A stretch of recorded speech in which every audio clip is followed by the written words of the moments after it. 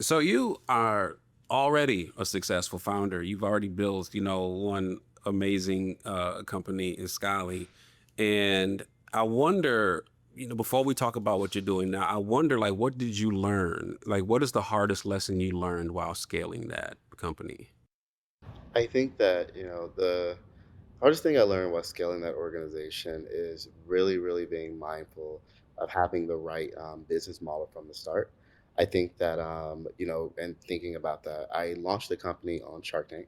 So I was in college and 3 months before I graduated. So I really honestly didn't know what I was doing. I had my co-founders and a few developers in a room. We were just getting all that traffic. So really thinking, and that was like really one of the biggest highest traffic moments from the start, since we've had.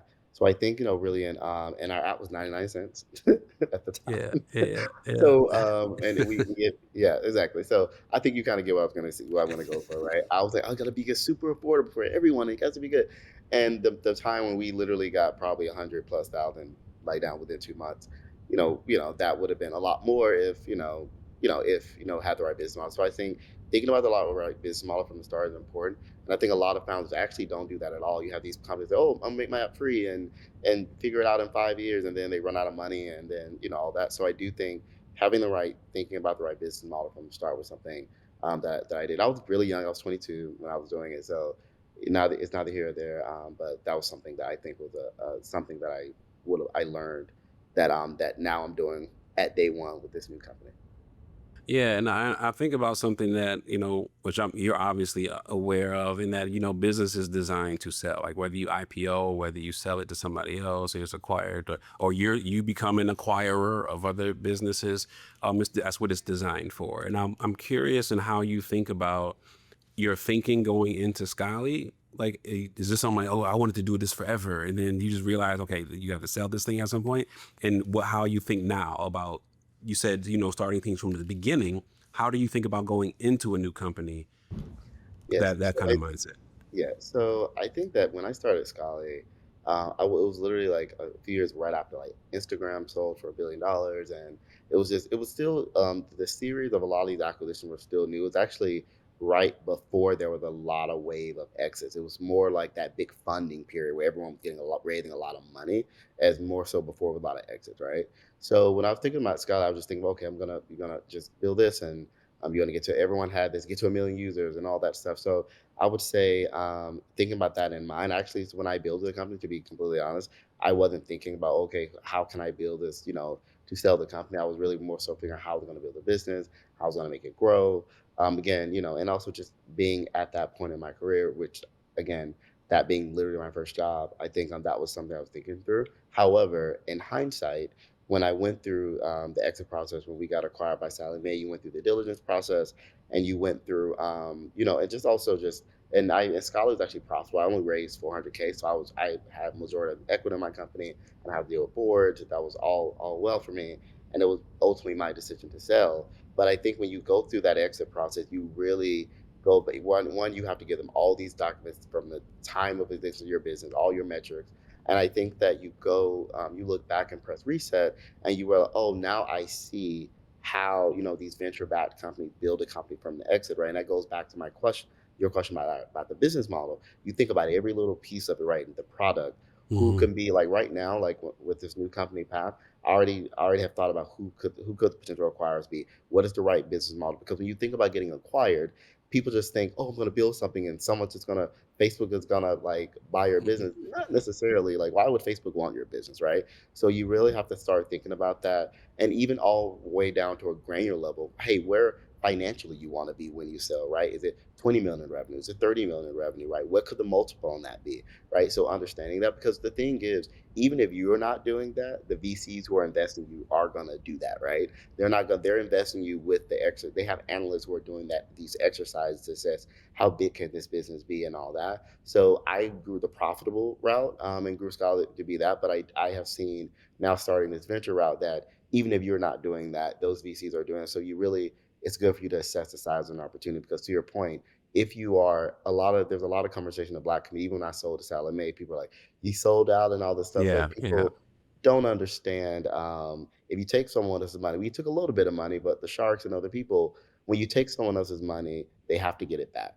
And 9 times out of 10, they have to get that back through an exit. And that's something that isn't well known in the mainstream black community, that capital cannot be taken without it being returned.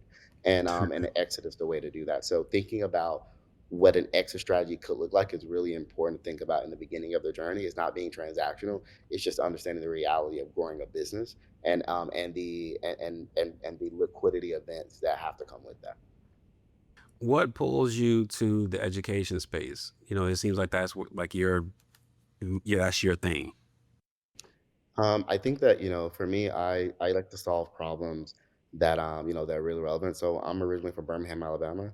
I actually only a small fraction of the students who in Alabama who graduate high school are reading at a third grade level. That's very well known. Testing isn't great, and there's been federal. I mean, it's just been a whole bunch of things, but it's yeah. So like I went to a magnet high school, so I was fortunate where the students would think that high school went to college, but the mass majority of the system, I think probably around 10% of people go to college, five, even way less than that even graduate. And they're all going, a lot of which are going to college reading at third grade level. So I saw the disparities of education, and I saw that it wasn't, and I saw two things out of those environments. I saw access to paying for college and access to resources to prepare for exams and other things to get you into college, and also just being able to have things outside of maybe your school environment to be able to do. So for me, I look at I was lucky to do test well. I was lucky to do well in school, but I saw other people just didn't. So for me, those were pain points that were really important to me, and I saw the impact of education happen in my life. I'm a first generation college student. Obviously, and as you can see, with starting a company, selling a company, having wealth, and all that stuff, that is my family. Oh, like they like that. That's completely a foreign concept to them. Mhm. And all of that was due because I got scholarships to go to college. So I saw how transformative that can be. And also as a businessman, I have learned that anything that can impact someone's life, anything that can provide value to a person or organization, you can wrap a business model around it. So it doesn't have to be mutually exclusive. So I can help a lot of people, and still be able to do it in a way that scales. Because I was when I started Scholly, I was thinking about the nonprofit stuff, and I'm like, I don't want to be someone literally every day hosting fundraisers and asking people, begging people for money. I want people to be able to give. I want to be able to raise money through revenue, and Yeah, being able to yeah. return someone the investment. So education has just been so pivotal to my life. So it's something that's really important for me to do, even with Scholly, and now what I'm doing with Path. Yeah, and I want to get into that, and I think about that in talking about path. What is that eureka moment where you said, "This is the idea"? And here's why I asked this question is because I think sometimes we just have in doing scholar, you might have said, "Oh, there's this other vertical that one day I'm going to touch that thing this because there's a problem there." Or you can just be purely opportunistic, like I see a gap, ain't nobody doing this, or ain't nobody doing it how I can do it, or something you're really passionate about. Like, what is that thing for path for you? And then we'll talk about what it is. Yeah, so I think that is it was it's really three things, right? I think one exactly. So one of the biggest things I actually wanted to try to get into with Scholly, if we grew and expanded, was test prep. So one of the biggest things that I had challenges with was being able to pay for the expensive exam prep. So AFROTECH when I was going to college metal in 2010, it was Princeton Review, Kaplan. All their courses were like $1,200. Like, Hmm. and I just told you I was first generation student. Like my mom, we could barely pay our bills for like $50. So that just wasn't even a question, right? So you would see all the, the white kids from the more upper middle class schools or wealthy schools doing really well on these tests. But then you would find out when you go to these different programs, their parents are paying thousands of dollars to prep them for these exams, right? They just prepare for that, right? And I think that AI, and I think so. It was kind of a perfect, a perfect trinity of things where okay, here's this thing, but you have to create all this content. Oh, look at generative AI, and you see that okay, now this is this moment of opportunistic. I can do this. Princeton Review needs to do because they need to pay all these instructors. They need to go out through all this content manually. Hmm. AI can really do that. But I didn't want to just think about college admissions. All those exams and things that those students who are reading at a third grade level in Alabama, we have an AI model that can generate those exams as well. Like, and actually, if people are not doing well on them, we can actually help them generate tutoring and step by step solutions to help them learn. So I thought about when I was growing up, okay, what are these barriers, right? One, it was, being able to get into college or do well to get the right to all the scholarships you want because of this barrier that's thing. And as you know, with the current administration, there was just a letter they just sent out a month or two ago called Dear Colleague, which is to all universities telling them that they have that them not requiring standardized tests of ACT and ACT would be considered discrimination, meaning that they're saying that they took those tests away in order for DEI purposes, so they Mm-hmm. have to bring them back. So now, actually, we're now our business is going to be great for our business. So, yeah. So it was definitely opportunities. Like, hey, generative AI can do this thing really well. And I can create a good business model around it because now I can use it to make it more affordable and it just really being an issue that I was really passionate about because that was the big thing. Because I don't believe, I think it's really hard to instill ambition in students and family and really go and change a lot. But I do believe that there are a lot of students, especially students of color, who are motivated, who are belittled and called dumb simply because they can't afford tutors, they can't afford these things. And I think AI has presented a really, really dope opportunity to put that in front of them, make it affordable, and be able to help them level the playing field. And I think the era in this political environment that we're in right now, where everything goes back to the states, that means that states can determine all of them. They can say, you know what, your kid can't graduate if they don't make a 30 on. I'm not that it would not be realistic. A 30 on ACT. What do we go into that kind of environment, that kind of discriminatory, inequitable environment? I think Path is positioned to jump in there and be a solution for that. Yeah, you just said something that I found really interesting, and it makes me think about Rahm Emanuel. I remember saying, I'm sure he wasn't the first person to say it, and this was during Obama's term. He said, never let a good crisis go to waste. And I that has always stuck with me because even there was opportunities that I got that I could not have gotten other than COVID happened. And I recognize that COVID was as devastating as it was, but it created a landscape for opportunity in some ways. For me, I can tell you, there was some real estate I bought that it wouldn't have been on the market at the price it was had COVID not happened, and other things. And then you just mentioned like this new thing legislation will create opportunities for your business, and I'm curious in how you think we as founders should be thinking, or creators, innovators should think about opportunity when we could just walk around with hair on fire, but instead look for opportunities. Yeah, I think that when whether the stock market is down, whether there's a COVID-19 pandemic, whether we have a new political administration, there's always money to be made in chaos, and most of the people who are creating the chaos are doing it with the intent to make money in some form Mhm, or fashion, right? mhm. That's just life, right? I think when you're younger, and I think when you're in your role, I don't. But now, as a person that has been over a decade in tech space, met a lot of wealthy people, and many of my peers and friends and things like that. I know how the game works, right? Like it's like Yeah. they create chaos. Of course, I mean, look at Bitcoin, right? Oh my God, Bitcoin is horrible. It's the death. It's the devil, and blah blah blah. And then it goes down super low. Everyone low key buys it all, and then 100%. it's suddenly now we have Yeah, federal legislation around it. So now it's going to yeah, go up, right? Stock market's dropping. And the president of when in any form or time where the president of the United States will yeah, say, "Oh, I'm not going to rule out a recession." Stock markets drop, and then of that's course, right. guess what? Then all my friends in hedge funds and in banking are talking about what they're buying up. Like, come on, like 100%. this stuff is like a game, right? So for us, I think that look at that chaos, find their opportunity, find industries that are being affected, and like you did, real estate. Like look at DC. If I was at somebody in DC with all these layoffs happening, I'd be looking at buying real estate Yeah, up in the yeah, DMV yeah. because it's about to be a ghost town there, right? So I think of that, and then I think for us, education, right? He really wants to they really want to jump and harp on education, but in a way we're using things that have historically been barriers to people of color, which is standardized testing, right? If you put and say, okay, kids can't get into a college or get scholarships for standardized testing, less of us are going to go. If you say, oh, your kids can't graduate fifth grade if they don't pass this state exam in Florida or where I'm from, Alabama, you're going to have black kids or literally just stuck and then ultimately giving up and doing that, right? So I do think in that chaos, there's an opportunity, but there's always opportunity. And there's always orchestrated of chaos, and those people who are orchestrating that chaos are creating that chaos to make money for themselves. It's so interesting.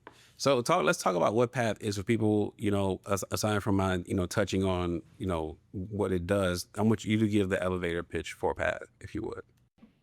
Yeah, so Path is we're a generative AI platform specifically around exam prep. So we created an AI model really specifically around helping students prepare for exams and also predict whether they're going to make on the exam before they take it.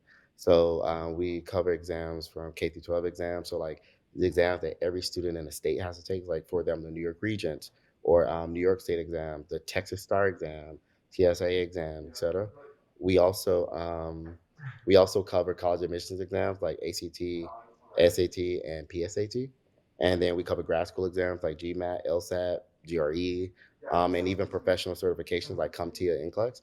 And what we do is provide you, we use generative AI to provide you unlimited practice exams, unlimited practice, and then we then take that data and then be able to predict whether you're going to pass the test or not. So most of these, and we're all, and because we're able to use generative AI, we're able to be able to provide that for like just like $60, right? Versus you paying and everything under one subscription, and not instead of being able to pay 1200 going to Kaplan and paying $2,500 for GMAT prep. So we're able to give you better. We're able to give you premium quality content, unlimited practice, predict whether you're going to make what you're going to make on the test before you take it, which means that you don't have to go and spend money until you're sure you're going to make the score you're going to make, and we're able to do it for a super affordable rate, which makes it accessible. So going back to my earlier point, when this pandemonium happens where like everyone's freaking out because now I need to make a certain score or I need to pass or a certain score to make the SAT to graduate or do this, now we can swoop in and be able to say, okay, now we can give you that, make it more affordable, predict what you're going to make before you take the test. Not just saying,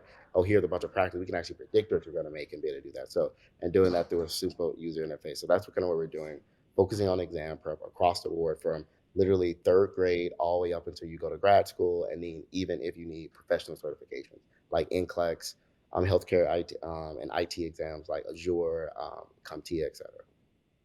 You've got your finger on the pulse of what's happening with AI and education, and I wonder, there are a lot of parents, a lot of folks who still believe there's no place for AI in education. It's a crutch, or it's we'll do it for you.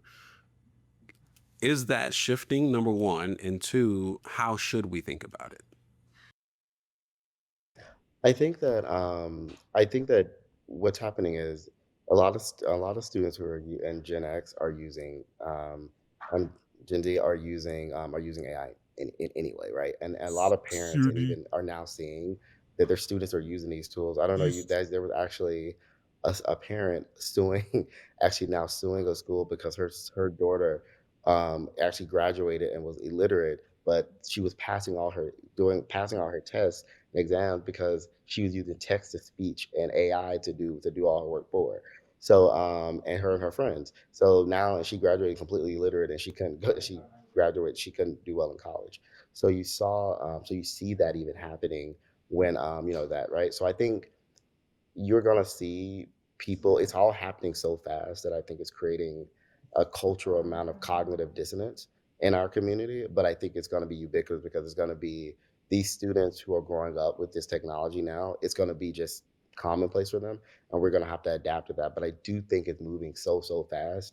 There was an AI image of two actors, like two male actors pretending like they were in a couple, and I'm thinking to myself, that's mortifying, right? Like, so that stuff prevents fear. But I do think for education, I do think it provides a way where we can equalize things because if everyone had access to the same quality tutors and education at an affordable rate, I think that does present an opportunity for us to really be able to take advantage of that and be able to kind of close some of the gaps rather than focusing on all the Terminator or AI Yeah. and Yeah. Matrix kind of scenarios. There's an a unfortunate trend that there's a lot of founders who do exit and don't even make any money in their exit. Maybe they were just too diluted, or they didn't know how to structure deals, or et cetera. What wealth building lessons did you learn in your journey as a founder? Yeah, so that was really unique. So one of my first investors was, like First Round Capital, well, Josh Kaufman, First Round Capital, and some others. And I was a part of Dormer from one of their first actually team in Philly, and we knew a lot of the investors in company that First Round invested in. I've had the opportunity over the years to see friends sell their companies, and you're 100% right. Sometimes like these exits, what they are not what they seem. And a lot of times people don't talk about liquidation preferences and dilution and all the terms that founders accept. Like I have like there are people that will sell their companies that people don't know. Some in some instances they were forced to sell by their board to return their firm, and the founders made nothing. Like there was actually a recent example in TechCrunch.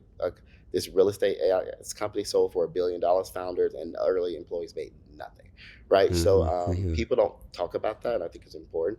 I think it's so for me, I grew Scholly profitably, but through that process of selling the company, I inadvertently learned, oh my God, like I know I seen X by a person sell their company for this amount, whatever. I made infinitely more take home money in my pocket than they made. Like you got, I'm talking about people selling their company for 250 million and walking away with $2 million, right? Like just like after 10 years of work, right? Where so like that is just something that is really, really, really important. And I think it's important for founders, and I think AI has presented an opportunity where you are able to build things faster for much cheaper. I suggest a lot of founders lean into that, right, and do milestone-based fundraising that so you can get to key milestones, so you can have leverage in these negotiations. Because you have the other end, what happened in 2021, especially a lot of Black founders, they all that money poured into the space, and a lot of them, and some of them are friends. I won't name names. Some of them just got huge valuations that they now are struggling to get to the Yeah. revenue point to even sell for. So a lot of them like now are stressed out because they're like, I may have a profitable good business, but I may have to wait another 5 to 10 years just to get to enough revenue to be able to even justify my current valuation, yet alone a larger valuation. So those companies become zombie companies, right? Where they are just exist, but they really can't exit. And where if they do exit, the founders essentially make nothing. So now the founders aren't even working to generate wealth for themselves; they're working to return somebody's fund, right? Hmm. So Hmm. though that's the case. So through my process and what I done, I learned and I went through. I talked to bankers and I even talked to people at other VCs where they were like you are so. I mean, they're like most people don't build a company for 10 years and get to like 30 40 million in revenue like you did with like not raising capital, but since you did that, you don't know just how economically like better off you are than some other founders. So I think a lot of founders need to understand the Faltistian bargain you are sometimes signing up for when you raise capital, especially once you get past that A round and the terms that you are agreeing to. And also people think that, oh, you lose control of your company when you dilute yourself to a point. No, no, no, no, no. You lose your company the minute you get a board. The minute you have a Yeah. board and there are more people that are not Yeah. you are able Yeah. to outvote you, you've lost control of your company. And people Wow. don't get that. Like that's something people don't get there. That your board can literally not only fire you, your board can change the structure of the organization. Your board can force you to give equity to somebody you don't want to give to. Like your board can force you to hire. Like people don't get that. So they're founders who literally just hate their board where like they fell out with this investor or this or whatever, and now they pigeonhole their company, and that board can also say, you know what, we have a deal on the table. We agree. We now want you to sell the company, and depending on the terms of the deal, if it doesn't require unanimous shareholder approval, you have to sell the company, even if you make nothing from the deal. Wow. That's unfortunate. There's a conversation that's been happening for years, and it's grown steam, and that is about the value of a college education, college degree. And I wonder your thoughts on, there's at least in Ohio where I'm at, like there's this emphasis on, you know, technical fields, whether you're going to be, an IT professional and just get a certificate, whether you're going to be in the trades, whether you're going to be in those sorts of things. And I wonder how do you think about that in the landscape of the future of education? Yeah, I mean, I feel like running Scholly for 10 years, helping people pay for college, I almost felt like it's like the parable of Sisyphus pushing the rock up the mountain. Like Mm. you continue to just keep, and it rolls right back down. It was literally a problem. I felt a problem that could never actually be solved. You could just only solve it a little for as many people as you can. I think too. I think college is valuable. College just costs you damn much. I mean, it's just that's just what it is. I don't think college, the value of college, with the if we look at the amount of friends, close relationships, co-founders, investors, and things that we get from that experience. When you look at me, a first generation college student, people who come from like the hood, college is not just going to get an education. It's their first time being out of an environment where they are able to be around other like-minded people, safe environments. Like, sometimes their families are sending them to college to protect them, literally. Like, Hmm. Hmm. I have friends from Newark, South Chicago, or even where I'm from, where college was the first time where they were able to like feel safe, be able to get an education, be around like-minded people, and have life-changing opportunities and spaces. There were just different. So I think that I think that colleges have massive endowments, and I think that AI is absolutely going to disrupt colleges. I foresee AI colleges happening, where there's going to Hmm. be like where you're going to be able to get like that. And so I think what colleges are going to do is shrink or leverage their endowments to create programs, like smaller programs, that you can do, because colleges, if you look at the economics, colleges like are some of the most profitable businesses you can ever name, because their revenue every year is federal student loans, right? So they Yeah. know they can charge you whatever they want, and they Yeah. know Yeah. you're gonna get it from a source, right? And this new administration, as you can see, what happened this week, they just said no, you won't be doing that. So I think that there's going to be forced adoption of things that make it more affordable, because they even said they want to actually change where Pell Grants can be used for workforce boot camps and vocational schools now. So they're saying, yeah. So I think once that happens, I think college enrollment is going to stop outside of the Ivy League schools who pay for you to go anyway. And I think that there's going to be a real exodus, and I think there's going to be a college going to have to correct themselves, because some colleges have been predatory, where they'll say, "Hey, oh, you can our acceptance rate will be 85%." They know they're accepting students who are remedial, who can't do, who are going to drop out, but they Hmm. don't care Hmm. because they get that first year student loan revenue, right? So they let you in. So there is the argument to be had of putting some sort of barrier between the student and colleges to really make sure colleges are accepting students who can actually read and write, not just accepting them because they want them to take out a student loan and they want to get that $25,000 in revenue from that student a year, because their enrollment over the past few years have been dropping. Yeah. What is in Chris's EDC, your everyday carry? What are those things that you've always got to have like close by? And it can't be your phone. It's got to be like, what are the things that, whether you're in the car, on the train, or walking, you got to have these things to function as an entrepreneur and as a man, as a person. Uh, all the time, like in a car. I would say, as an entrepreneur, I don't. I mean, like again, outside of your phone, I mean, you say your laptop or anything. But I think that for me, yeah, I mean, yeah, you took all the technical stuff out of the equation. Just So the phone. I just took the phone. I mean, that's like when you're in a car, you think about Yeah. everything you're doing. I think something that I always kind of have access to. It may not be ever with me, but I think every entrepreneur needs to. I mean, when you are working every day in a business and now doing that again, and from like day one starting off, you need something that puts you in a world that's outside of work, like and where work is not involved. And for me, I actually love anime.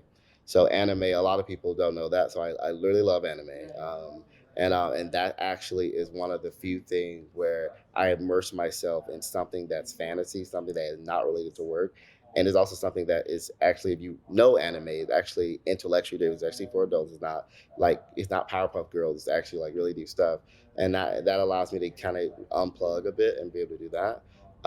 Yeah, and really just outside of like technology and a cocktail here and there that helps. I think that being able to have those things around me, even as on screensavers around me, just having access to that has been something that is that has been just giving me a place to place my brain when I'm done or not do not want to think about work. Yeah. Finally, how do you decide which problems are worth solving as an entrepreneur and as a founder? I think that problems. I think we all are better suited to solve problems that we, one, have domain expertise, too, where you have a background of solving that problem at another company or in your life or some other entrepreneurial venture or something that's close to home, right? And I think that people are better positioned and frankly going to be more passionate about solving problems that they know. Like for example, like when I talk to investors about path and they see what I did with Scholly, they're like, no brainer, right? Like, okay, you are the right person because you did it. One, you built the company, but you also are passionate about this, and also there's also I have connections now and all that, so we can accelerate the business. So, but even just from a fiduciary perspective, you will grow a bigger and better business just simply being have it solving a problem that you know very well because you're not because there's less iterations like Scholly, I didn't have to iterate the problem because I won $1 million in scholarships. I knew what it took to find scholarships, right? I knew Yeah. exactly on a from granular level. Versus if I said I'm going to start a biotech company to turn frogs into rodents, right? Like right like Mhm. that that sort of thing wouldn't be there. So I do think solving problems that are close to home or solving problems where you spent or solving problems that are extension of something you did professionally really work. And you see even in the venture market those are the people that get funded, right? Like investors want to see okay that you are solving this problem because you have to be and frankly just from a risk profile perspective, who's less risky, the person that needs to spend 3 4 years learning this industry or learning what this understand this problem or a group of people or spend or who can or who knows that from the start. I'll take for example if you know the company Frank that was actually a scholar competitor. The girl got arrested for fraud, Mhm, and mhm. she's getting convicted and all that. And one of the biggest flaws of her product is that she was saying they weren't really scholarly, but she was saying that they could do the FAFSA for people in like minutes. Come to find out, they were doing that by omitting key questions that students needed, especially low income students, Yeah. to get all aid. So of course, when you look at a rich white girl who's from like from all the way a wealthy environment in New York, try to solve a problem for low income students who she had not relate to, she would create a problem. Oh, this is great. That literally hurts far more Yep, than you yep, did, and then yep, it ends up yep. being fraud and all that. So I think that that's kind of those are the guys. Even though she's committing fraud in general, but I think even from a product perspective, it informs what you build and how you build it.